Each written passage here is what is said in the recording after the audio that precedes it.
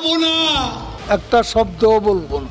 দেশের মানুষ ভালো থাকলে মির্জা ফখরুলের মন দেখাবো। ওবায়দুল কাদের ৩ মেয়াদে আওয়ামী লীগের সাধারণ সম্পাদক হওয়ার এক অনন্য রেকর্ড অর্জন করেন। 10 বছরের বেশি আওয়ামী লীগের সাধারণ সম্পাদক ছিলেন তিনি। ছিলেন সড়ক পরিবহন ও সেতু বিভাগের মন্ত্রী। এ মন্ত্রণালয়ের দায়িত্ব নিয়ে তিনি যেমন লুটেপুটে খেয়েছেন, তেমন দলের দায়িত্ব নেওয়ার পর টাকার বিনিময়ে কমিটি গঠন, মনোনয়ন বাণিজ্য করে কামিয়েছেন হাজার কোটি টাকা।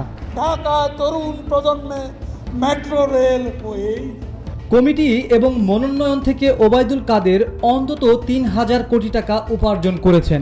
আওয়ামী লীগের সাধারণ সম্পাদক হিসেবে কমিটি গঠনে তার ছিল একক এখতিয়ার।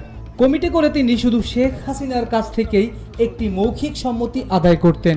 আর এই কমিটি গঠনের মাধ্যমে 2 হাতে টাকা কামিয়েছেন আওয়ামী লীগের এই বিতর্কিত সাধারণ সম্পাদক, দলের যাকে সবাই ডাকে কাউয়া কাদের নামে।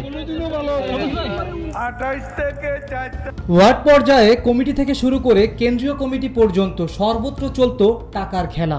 সেখানে দলের নেতাকর্মীদের যোগ্যতা বিচার করা হতো না।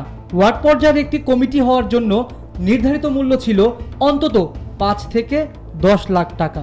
যদি ওয়ার্ড পর্যায়ের বড় ধরনের নেতা হতে চায়, যেমন ওয়ার্ড সভাপতি বা সাধারণ সম্পাদক, তাহলে অন্তত 20 লাখ টাকা তাকে দিতেই হতো।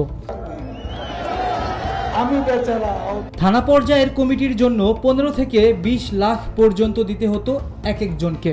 আর জেলা পর্যায়ের কমিটির জন্য ছিল 25 থেকে 30 লাখ টাকা পর্যন্ত। আর এটি যদি মহানগরের কমিটি হয়, তাহলে তার 50 লাখ থেকে 1 কোটি টাকা পর্যন্ত নির্ধারিত ছিল। 10 বছরে আওয়ামী লীগের জেলা উপজেলা পর্যায়ে যত কমিটি হয়েছে তার সব কিছুই টাকার বিনিময় হয়েছে। এই টাকাগুলো আসতো অভিনব পন্থায়। কেন 10টা মিনিটও সহ্য হয় না, 15টা মিনিট সহ্য হয় না, এতদিনের অপেক্ষা। আওয়ামী লীগের 8 জন সাংগঠনিক সম্পাদক ছিলেন। 8 জন সাংগঠনিক সম্পাদককে 8 বিভাগের দায়িত্ব দেওয়া হয়েছিল।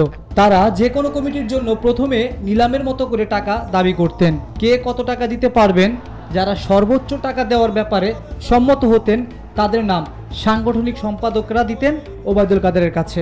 এরপর ওবায়দুল কাদের তাদের কমিটির জন্য কত টাকা পাচ্ছেন তার হিসাব নিকাশ ইত্যাদি যাচাই বাছাই করতেন। যারা কমিটির জন্য সর্বোচ্চ টাকা দিতেন তাদের কমিটি ওবায়দুল কাদের পাশ করে দিতেন।